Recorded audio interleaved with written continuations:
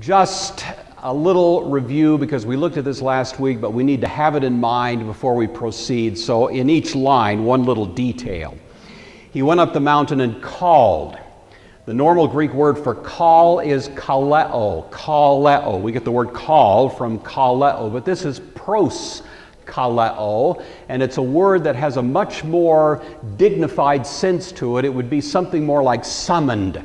It's the kind of thing you might use to describe how royalty calls you. They don't just call you up to come over and play a game of pinochle. You know, you're summoned into the presence of royalty, and that's the word used here. So there's a sense in which royal authority is at least percolating under the surface of this text. He called those he wanted. It's not the normal word for wanted, it's the word for willed. And so again, you have a notion not simply of royalty, but of deity here going on. He summoned whom he willed. It's a very powerful idea. He appointed the 12. That's the word poieo, not appointed, but made. He created the 12. And this echoes a theme we looked at in chapter 1, in which Christ comes into this world establishing what's called in the New Testament a new creation. There was the old creation, now something new is happening. Jesus himself is not created, but he comes establishing a new creation, and at this point, in a sense, he extends that new creation. He makes the 12, virtually creates them, so that now he who was alone exclusively, really the locus of this new creation, has extended it to these who are now going to be his disciples, or, as the text says, apostles. He sent them out to be with them, to proclaim the message, and he gave them authority.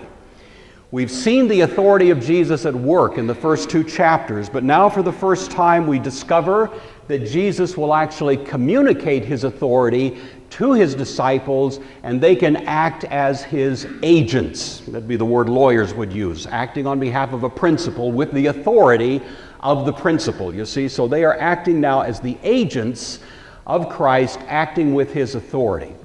So that's what we looked at last week, and now we have the laundry list. Here are the 12 disciples, and while it may just seem like a mundane list, these people, we owe a whole lot to these folks. And so I want to give them a little credit this morning and talk about each of them and who they were and what importance they may have played in history. So just to remind you, the basic outline, we've seen Jesus' authority in cleansing. We've seen his authority, chapter 2, in conflict. Now we see his authority in discipleship. And discipleship is the governing theme now for the next several sections, really. The disciples have a gradually increasing prestige. So last week, I'm calling it discipleship and crowd control. They're really glorified bouncers. Remember that? Last week, the disciples are playing a role, but it's not really a strategic role, except that they're keeping the crowds from crushing Jesus. They're keeping an escape route handy, the boat.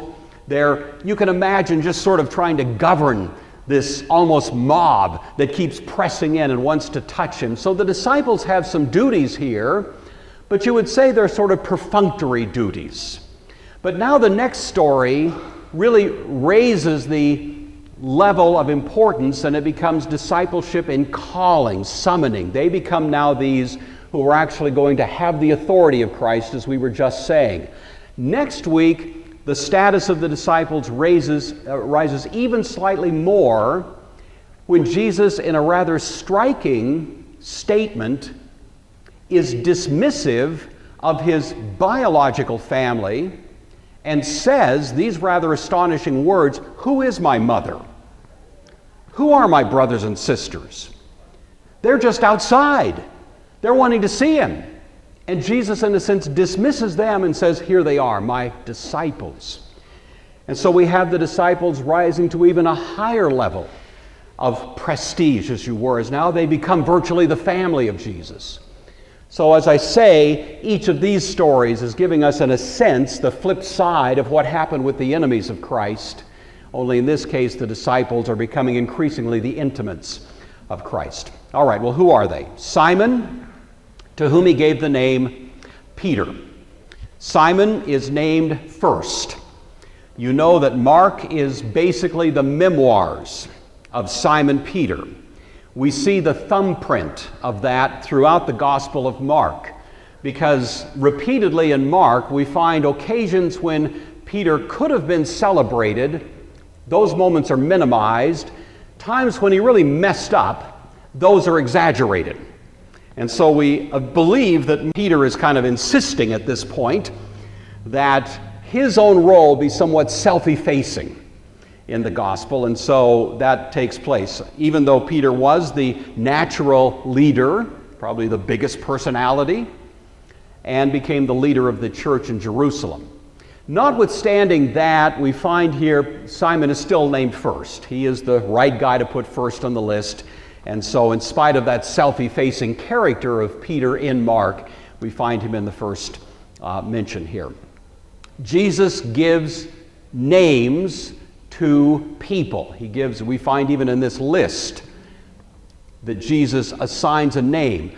In the Bible and really in history generally, when you give someone a name, it suggests you have authority over them. Parents name their children, not the other way around. Eve was brought to Adam and he named her. Adam named the animals. When Jacob wrestled with an angel, the angel named Jacob, you see. The idea of naming something, in a sense, stands for having authority over that one. And so when we hear that Jesus names people, in this case Simon, again that message of his authority is coming through in some sense or other. We are renamed. So in the New Testament we have an idea that when we come to faith in Christ, when we're regenerated, we have a new identity and in some sense or other are given a new name. In the book of Revelation, the letter to the church at Pergamum, Jesus says in the conclusion of that letter, "To the one who overcomes, I will give some of the hidden manna. I will also give him a white stone with a new name written on it, known only to him who receives it." There's an idea that if you come to faith in Christ, you're a new creation. You therefore have a new identity, and it's appropriate that you should have a new name. And so the celebration of regeneration in Christian practice is baptism. And it's been traditional in the history of the practice of the church to give a person a new name when they are baptized. It's called their Christian name. We have an echo of that, of course, in our liturgy here at First Pres, I suppose, and in many churches. The pastor, will ask the parents, what is the Christian name of this child? Now, that doesn't mean the name changed. This is an infant, but it's still a sort of a recollection of that practice in history. But there have been times in history when, if you, especially as an adult, came to the baptismal font, if your name had been Fred, you're given a new name, Jack. And from this point on, as you move around in this Christian fellowship, you're going to be known as Jack. Now just think what that does to you psychologically. Every time you hear the name Jack, it reminds you, almost like a jolt, I'm not the person I used to be. I'm not that guy anymore. Paul says in Romans chapter 6, the old man, the old person was crucified with Christ, buried with Christ in baptism. Your baptism was something like a funeral in which the person you once were was buried, dead and gone. Now there's someone who's living in newness of life, and it's appropriate this new person have a new name. And so the name is assigned, and it reminds us of this notion of a new identity. And Jesus, now giving new names to at least some of the disciples, sort of carries forward that theme here. Names have punch. We'll hear the expression, someone showed up to take names. You ever heard that expression? Names have a kind of clout. One commentator said, quote, "The Declaration of Independence started with lofty words about self-evident truths, but the punch came when certain brave men signed their names." And many of them paid for that signature dearly. Names. Well, these names are the names of the people to whom we owe such a debt of gratitude because they are the 12 basically ordinary people pulled out of the ordinary course of life through whom the Christian message has come resounding down through history, such that here we are 2,000 years later in a gymnasium talking about them and crediting them with having been the trustees of the message of Christ that has indeed come to our benefit. So for that reason, we want to pay some attention to them. Well, the name that was given to Simon is the name Peter. Your Greek lesson for the day, Petros. It's the masculine form of the ordinarily neuter Greek word Petra, which means a rock or a stone or bedrock or something like that. Petros is masculine, so it applies more to a name, but it would be kind of a nickname, and I think it's appropriate to say in modern parlance it might be something like calling him Rocky, something like that. And so Peter here is given the nickname Rocky. I want to save a discussion of the real sense of this word vis-a-vis the Catholic claim that Peter is the first pope and all of that. We'll save that till we get to the Caesarea Philippi confession. So I'm just noting here in passing that this name is assigned to him. However, the name was given to Peter, as you know, at Caesarea Philippi. The Caesarea Philippi confession happens in chapter 8 of Mark. It is almost the precise center of the gospel. It's the axis upon which the gospel turns, because it is the moment at which, for the first time, people other than demons or other non-humans recognize in this epiphany who Jesus is. Who do you say that I am? And it's like these eyes come alive. You're the Christ. You're the Son of the living God. Mark is asking us that question just as Jesus was asking them that question, and the whole point of that story is going to be to ask us to reflect on who do we say this one is. So that's when Peter, in a sense, gets this new self-image, this new identity as part of this new creation. Of Peter, of course, we know quite a bit. He wrote 2 books that are in the New Testament. He led the church early on in the beginnings of the Christian movement in Jerusalem. He traveled around, but we understand, at least impliedly from Acts, that most of his ministry was aimed at Jewish people. And in fact, Paul tells us in Galatians that Peter acknowledged he would have a ministry to the Jews, while Paul would have a ministry to the Gentiles. We have an understanding that Peter eventually wound up in Rome. We don't know how long he was there. This becomes part of the history of the church, the tradition of the church. But there's a very strong tradition, of course, that he was martyred under the persecution launched by Nero sometime between 65 and 68 A.D., which would be about the time frame in which the Gospel of Mark was written.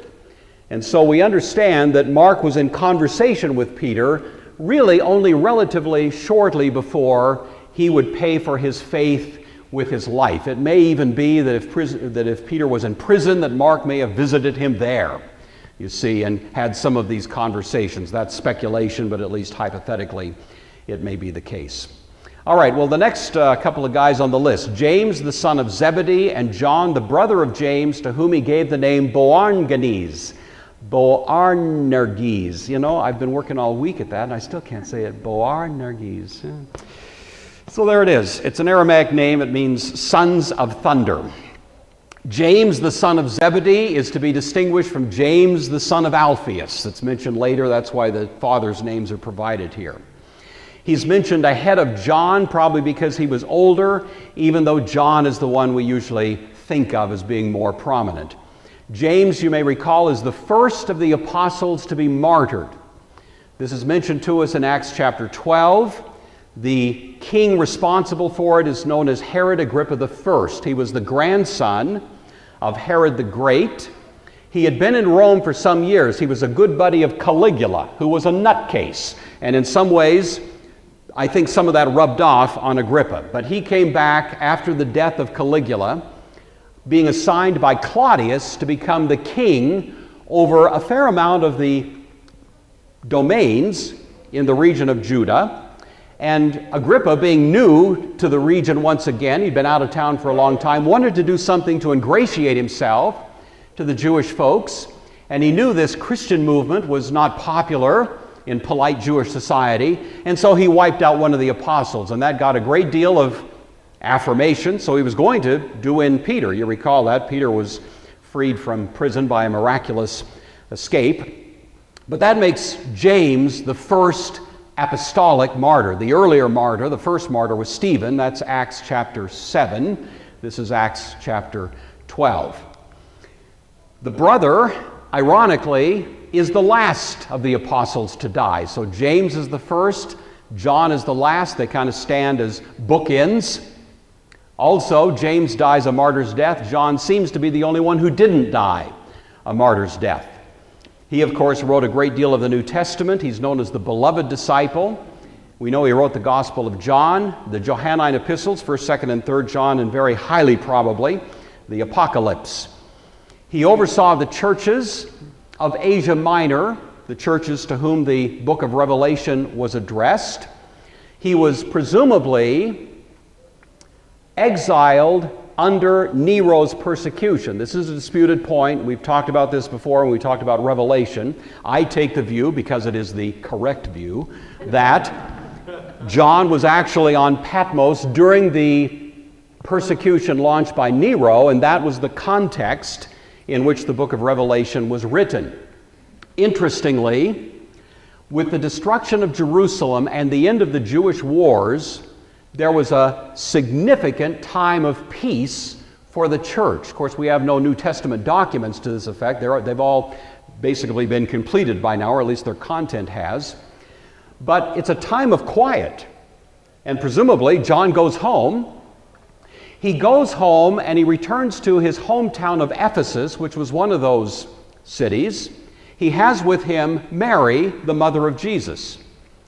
When Jesus was hanging on the cross, you recall, he was executing his last will and testament, and one of the things he did was assign the care of his mother, Mary, to John. Behold your mother. Then he says to John, to Mary, behold your son. And by saying that, he was in fact entrusting the care of Mary, his mother, into John's care. And so we understand that from that point on, John took her into his home and had her with him throughout his career, including these later days after the destruction of Jerusalem, during this time of relative quiet there in Ephesus. Some of you have visited Ephesus. Candy and I were there in 1993. This is a lovely little structure which is traditionally, and may very well be, the home in which John and Mary lived. And apparently they both died of natural causes during this time frame, unless you're a Catholic, in which you believe Mary was assumed, the assumption of Mary, into heaven. But we Protestants have some questions about that particular doctrine. They are called sons of thunder, Boanerges. Boanerges. Give it up. It means to be like thunder. Last week we were talking about how the notion being a son of something in the Hebraic state of mind is not so much describing your origins, but describing your character. And so apparently, James and John had a kind of bombastic or even thundering character.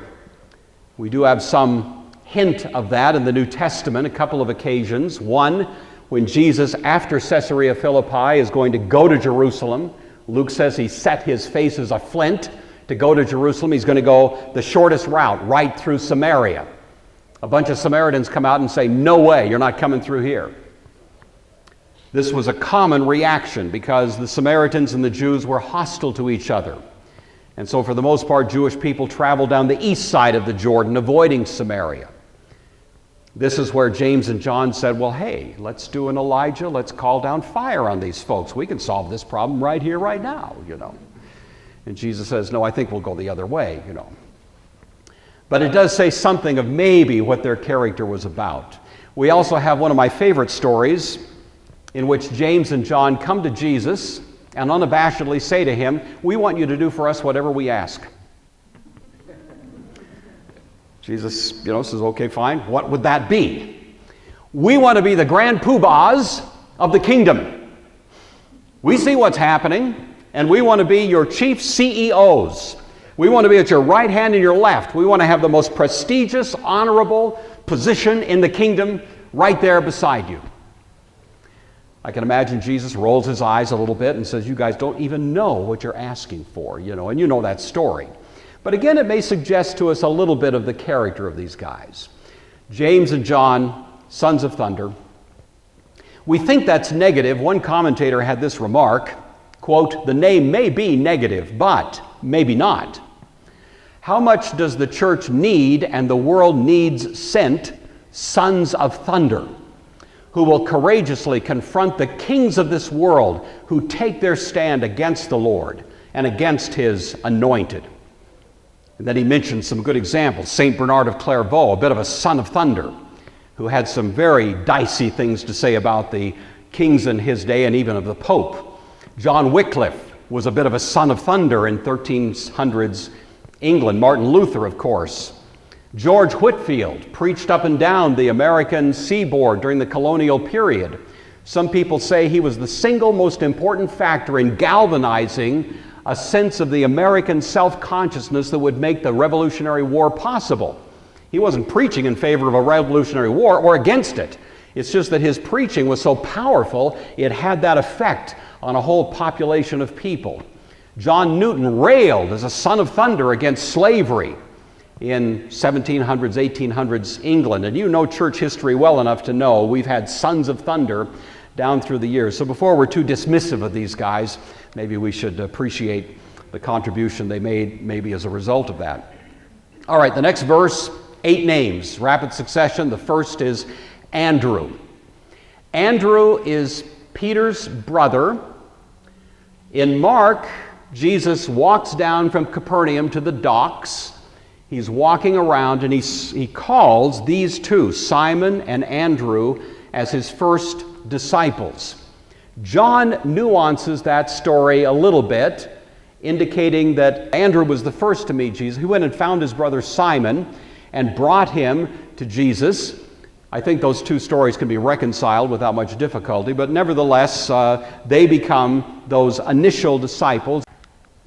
According to tradition, Andrew, early in church history, traveled west, wound up in the city that was then called Byzantium, and established a church there. That city later became Constantinople under Constantine, and later Istanbul under, of course, Islamic presence.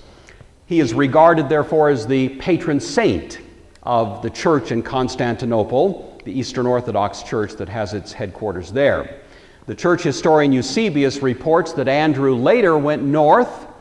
He preached in Scythia, which would be in the region of the Black Sea, and went north from there to Kiev, and is thus also the patron saint of Ukraine, Romania, and Russia. He traveled back toward his homeland, was captured and martyred in Patras, which is in Greece, on an X-shaped cross, which has come to be called St. Andrew's Cross. So a depiction of that, something like that. And you'll see that symbolism. The emblem of Scotland, for example, is St. Andrew's Cross. And Andrew also happens to be the patron saint of Scotland.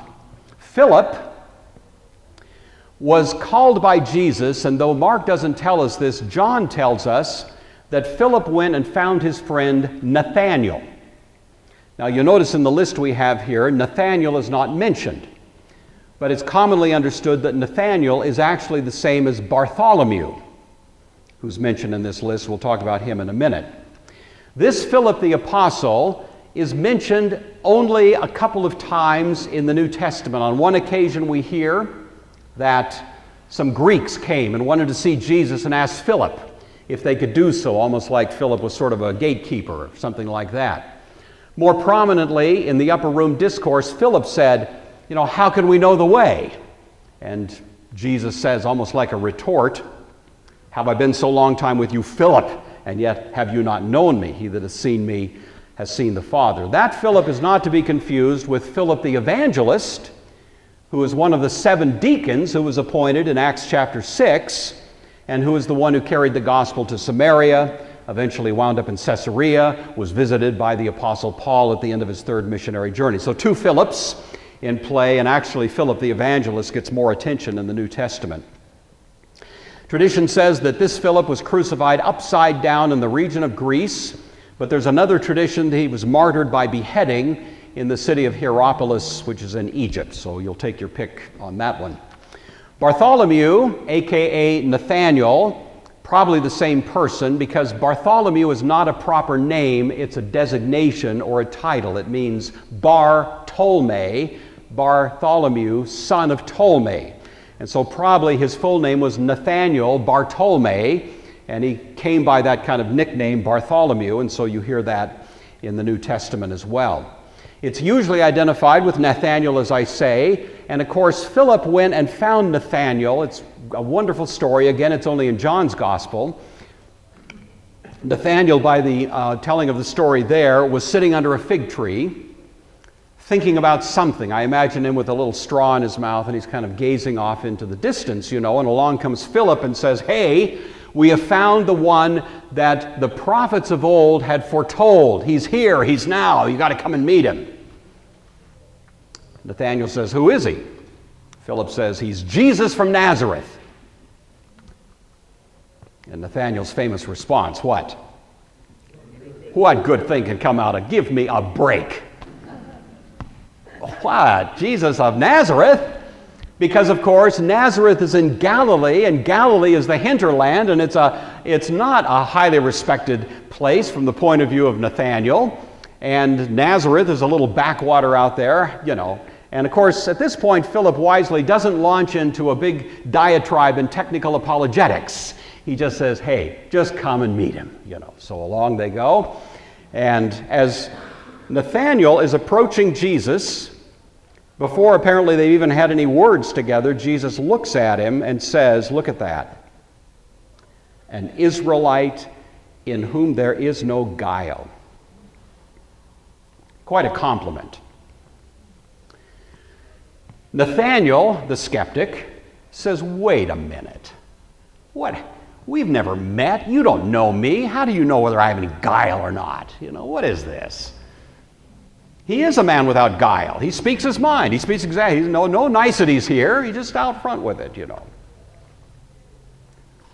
Jesus says to him, "I saw you sitting under that fig tree." I don't know if in the history of the Christian movement there's been a more instantaneous conversion.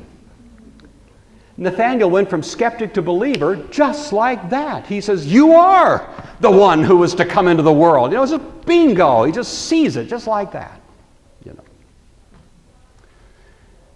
Even Jesus seems to be surprised at the rapidity of this conversion. And he says, "Wait a minute.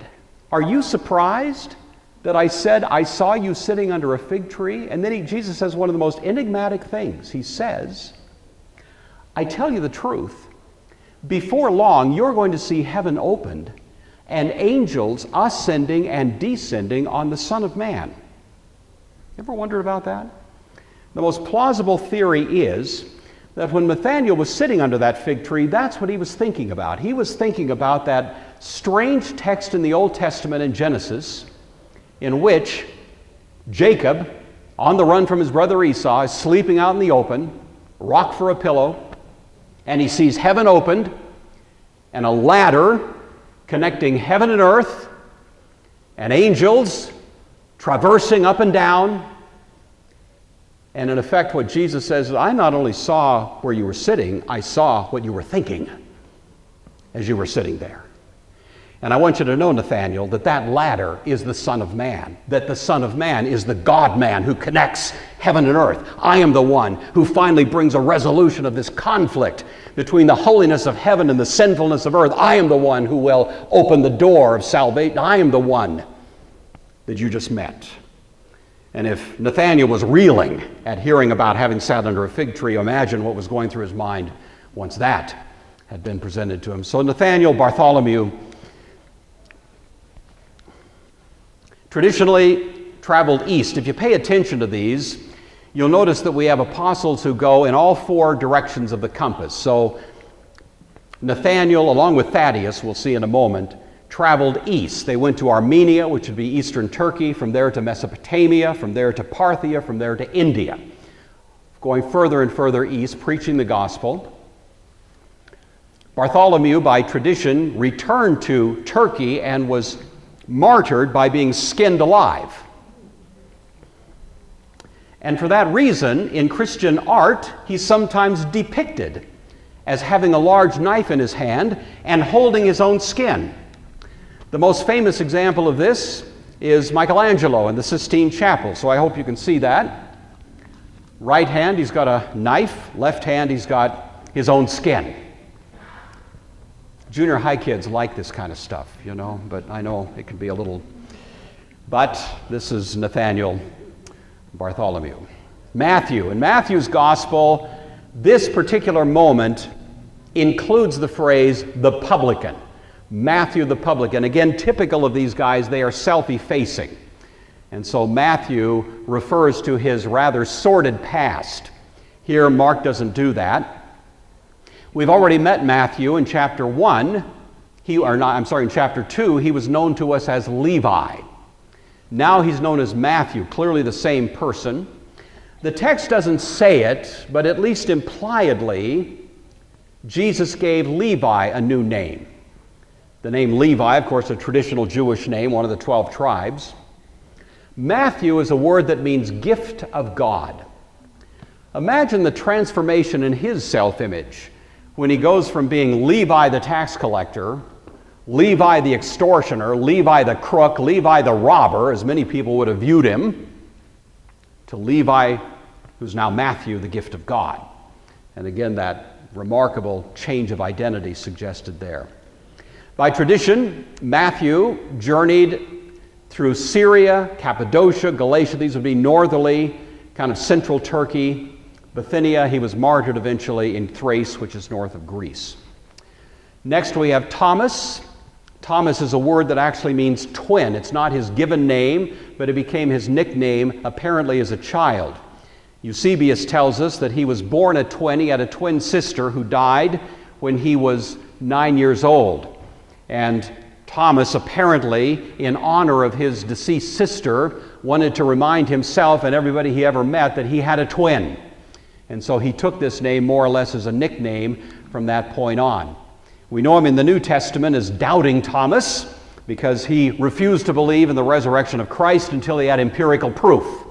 But of course, when Jesus invited him to touch the scars, Thomas also was the one who cried out in an act of worship, "My Lord and my God," and he doubted no more. He traveled southward to the islands in the Mediterranean, Cyprus off the coast of the Levant, Crete south of Greece, Sicily south of Italy, down into the region of North Africa. By tradition, this is where he traveled. He came back up to the little island of Malta, where Paul was eventually going to be shipwrecked. I think Paul would have been shipwrecked by then. He was captured at that point and martyred on the island of Malta. That's the tradition of the church. As you may know, there's an apocryphal gospel called the Gospel of Thomas. It has gotten quite a bit of attention in recent years, and there have been some who suggested that should actually be part of the New Testament. It was apparently written by Thomas and should be included in our canon. There's actually been people who have made that argument. I think the church has wisely declined that invitation on two counts. One, it's not altogether certain at all that Thomas was the author of it. It's common in the ancient world to write documents in the name of somebody else, so there's no real proof that Thomas wrote it. And the content of it is troubling at best. It has some pretty strong Gnostic tendencies in it and so on. And so I think the church has correctly decided not to accept the invitation to add to the canon, but it is out there. And it is interesting reading if you ever have a chance to take a look at it. The second James in our list is James of Alphaeus. He's sometimes called James the Lesser, distinguishing him from the James who was part of the inner three. He's called at times the brother of Jesus. And that is something of an interesting question, because if he was the brother of Jesus, then that would suggest that Joseph would have been his father, but in fact, Alphaeus is his father, so that is suggested that maybe he's the cousin of Jesus rather than the brother. Now again, if you're Catholic, then you would object in principle to the idea that Joseph and Mary had any children whatsoever, because she's a perpetual virgin. But Protestant tradition has generally not been quite so committed to that idea, and has taken at face value certain texts in the New Testament that say, in so many words, that Jesus had brothers and sisters, And so I'll leave that for another time, but you know that controversy's out there. In any event, James doesn't seem to be an immediate brother or a half-brother by Joseph of Jesus, but maybe a cousin. The next one on the list is Thaddeus. He's also known as Jude. He traveled with Bartholomew, the two of them, going east, and they were the first ones to bring the gospel, as I said earlier, to Armenia, and that's why those two are commemorated as the patron saints of the church in Armenia. This Thaddeus, aka Jude, is not the same as the Jude who wrote a New Testament book by the name of Jude. Jude in the New Testament book introduces himself as Jude, the servant of Jesus Christ and the brother of James, which is presumably James, who was the leader of the church in Jerusalem, who is also himself viewed as a brother or half-brother of Jesus, and that would make Jude similarly a family member. That remains controversial at best, and you know the problem. You've got multiple names in the New Testament, many people having the same name, and trying to triangulate who was who can be a bit of a challenge. But anyway, this Jude, we don't know much about him, but he is mentioned here. Simon the Canaanite is also referred to as Simon the Zealot. You know, the Zealots in ancient Israel were political revolutionaries. Violence was not beneath their dignity. They put knives in backs in their interest of trying to drive out Rome. Simon became a disciple of Jesus, probably bringing with him some of that zealot zeal. The word zeal, I think, is a great word. When I was first sworn in as a lawyer in the mid-'80s, the rules for professional conduct that govern lawyers included that a lawyer would represent his client with zeal.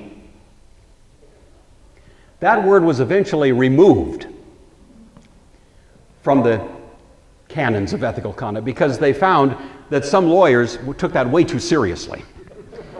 And the zeal with which they would, represent their client would sometimes lead them to violate half a dozen other ethical rules, because that became their guiding light. And it was felt, zeal has its place, but there's a place for too much zeal. Simon the Zealot presumably moderated his views a bit. But I like to comment by another who remarked, quote, "Our Anglican priests tend to be, quote, a mild-mannered gentleman trying to persuade a docile company of people to be still more docile." And he was arguing that maybe we need a little bit more zeal than sometimes we find in some of our polite Christian circles. Tradition says that Simon the Canaanite, Simon the Zealot, traveled to Africa and spread the gospel there, was eventually martyred there. The last of these, Judas Iscariot. There's been a fair amount of question about what the word Iscariot points to. I think the most common theory, probably the correct one, is that it's simply an allusion to his hometown, which is probably Kerioth, which was in Judah, not all that far from Jerusalem. But there have been some who've suggested maybe it's an allusion to the tribal connection Issachar. And so Iscariot means he was of the tribe of Issachar. But even some have gone further and said Iscariot is maybe connected to the word Sicarius, which means assassin. And it was the name that was given to the Zealots later during the Jewish war. Now, people who like to play games with these ideas, that may be why Judas betrayed Jesus. Because, in fact, he was disappointed that Jesus wasn't being a more political animal in terms of the way that he was conducting himself, and Judas was trying to force his hand. I'm sure you've all heard that theory proposed. I have serious doubts about that for what it's worth, but nevertheless, you see some of the questions that float there. Mark mentions, now that he's gone through this list of disciples, that they went into a house. And that's commonly taken as Mark's way of saying Jesus is trying to get some time alone with the disciples. The previous story emphasized the crowds. All of these crowds pushing, shoving, reaching out, clamoring, noisy, unruly. And Jesus wants, now that he has summoned these, to spend some quality time with them. But, Mark tells us, the multitude came together again so that they could not so much as eat bread. So even though there's an attempt to get some time apart, nevertheless, it is apparently unavailing. The crowd is still there. This is where Matthew puts the Sermon on the Mount. So Matthew has Jesus calling the disciples and sitting down, and actually, if you read it closely, teaching them, the disciples, with the larger crowd there apparently kind of listening in. That at least seems to be the sense of the text. Mark completely ignores the Sermon on the Mount. As you know, he has much less to say about what Jesus says than about what Jesus does. But he does focus on the discipleship issue here, and he notes that even though apparently Jesus wanted some private time with the disciples, there was no such time permitted. And so this private retreat is interrupted, and the crowd is once again functioning a little bit as an obstacle to the intentions of Jesus. Now, I don't mean a pun here when it says they could not eat bread, but this does bring us to what is called, in some commentators, Mark's first sandwich. I'm not making this up, but it is a helpful device to recognize. A literary sandwich is an arrangement of material in which you've got three pieces. You've got bread, and meat in the middle, to kind of get the idea in your head. And that's what's going to be going on in the next several verses. So you have story A, then you have story A prime, as I'll call it, and then right between you've got story B. Story A establishes a premise of some sort. Story B returns to the premise in sometimes a surprisingly modified form. So the premise of the first story is duplicated, but usually with some dramatic change. Mark has about 4 or 5 of these in the gospel. This is the first of them. The change in the story is driven by what takes place in a kind of counter premise that takes place in the middle story. So you got bread, meat, bread, hence sandwich. In this case, the first story has to do with Jesus' family. The crowds are there.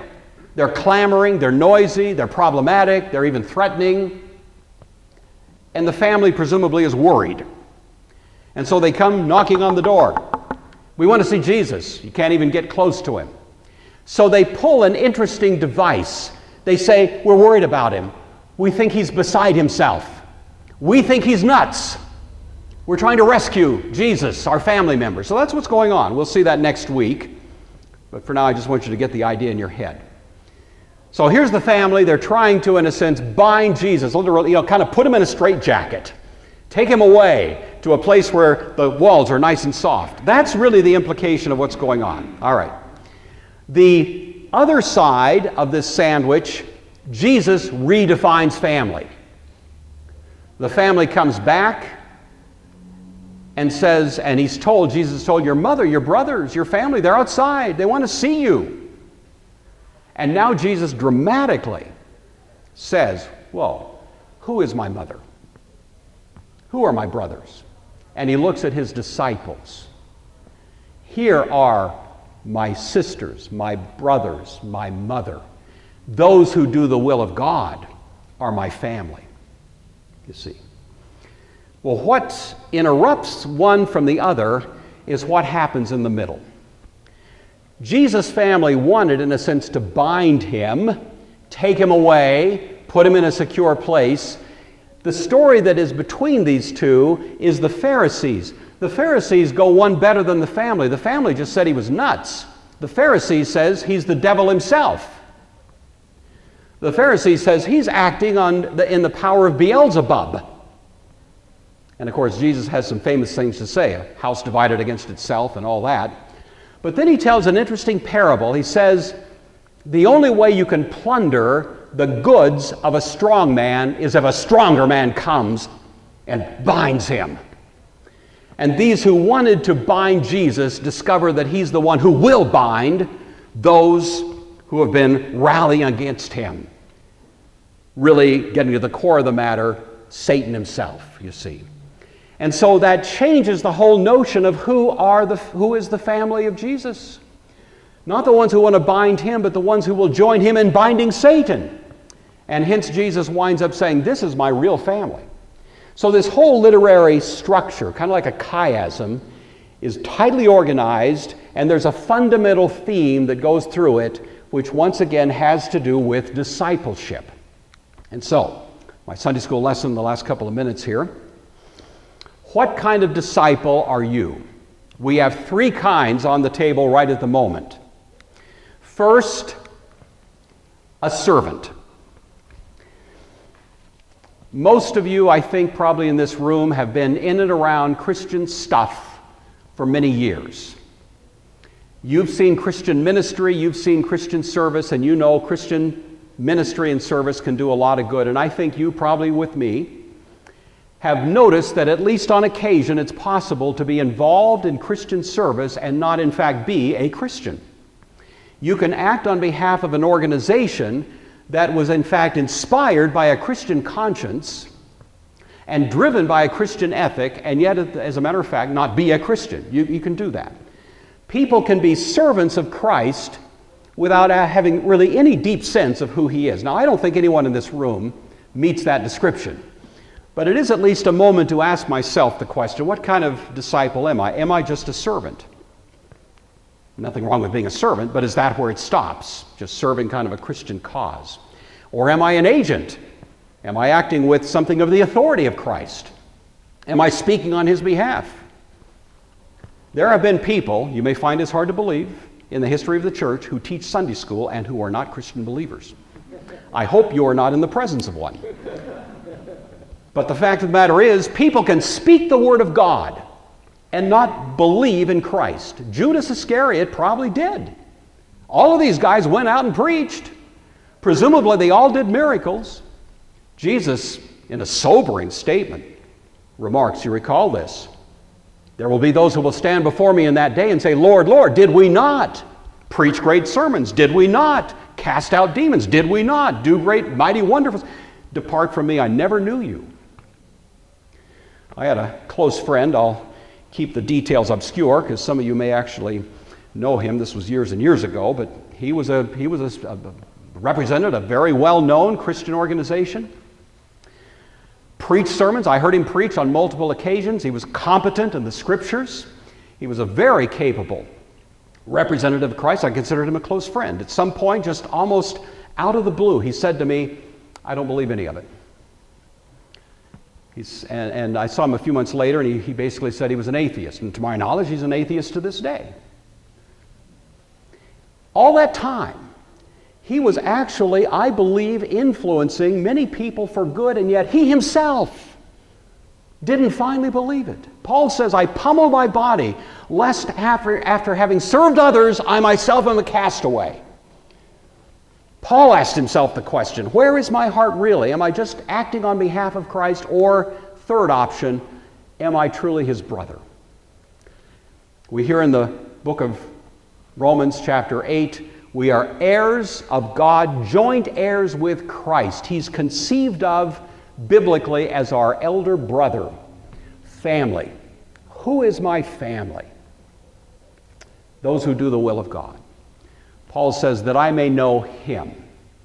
So I'm using this as an excuse to remind all of us in this room that whatever we may be doing, what committees we may be serving on, what services we may be providing, what meals we may be delivering, whatever, we all do stuff. It's all great.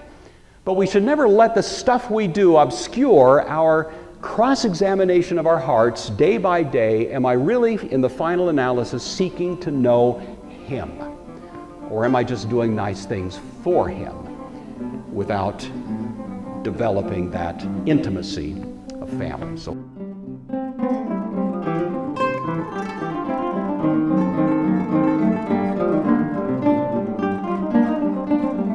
you.